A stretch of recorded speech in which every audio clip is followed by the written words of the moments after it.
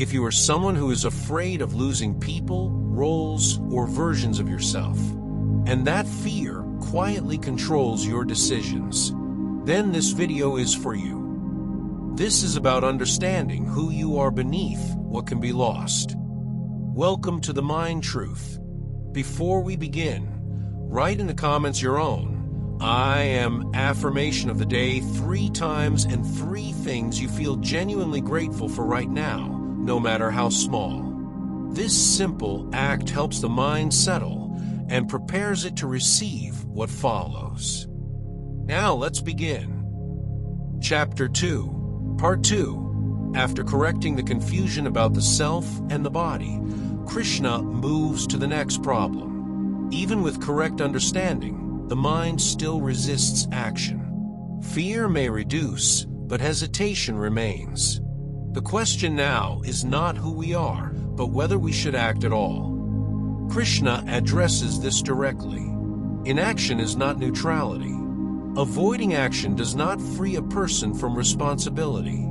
It only shifts responsibility into confusion.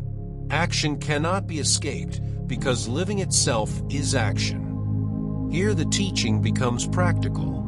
Duty is not chosen based on comfort. It arises from one's role, one's situation, and one's responsibility in the moment. When duty is abandoned out of fear, clarity collapses again. Krishna makes a sharp point. If action is avoided because of imagined consequences, the mind is still controlled by attachment. The attachment is no longer to outcome, but to safety, to self-image, and to avoiding discomfort. This is an important correction. Many people believe they are being wise when they withdraw. But wisdom is not withdrawal from difficulty. Wisdom is clarity within difficulty. Krishna then explains why fear of outcome is a trap. Gain and loss, success and failure, praise and blame, these are not fully within our control. When action is guided by fear of these, the mind becomes unstable. It waits for certainty that never arrives.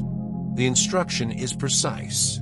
Perform action without clinging to outcome.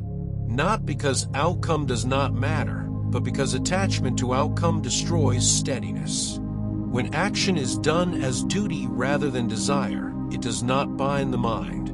Krishna makes this unmistakable. Refusing to act out of fear leads neither to peace nor to freedom.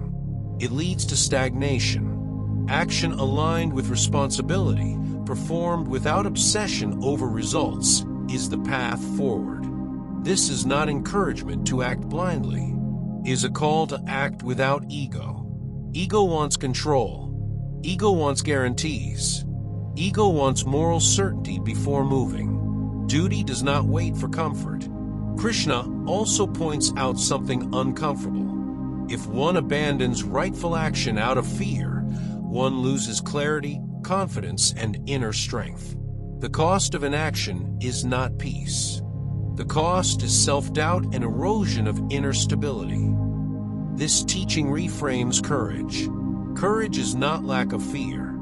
Courage is acting correctly even when fear is present without letting fear decide.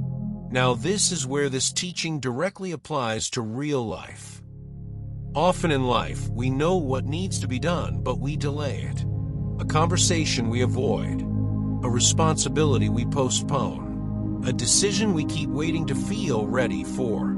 We tell ourselves we need more clarity, more certainty, more assurance that things will turn out well. But what we are often waiting for is not clarity. We are waiting for fear to disappear.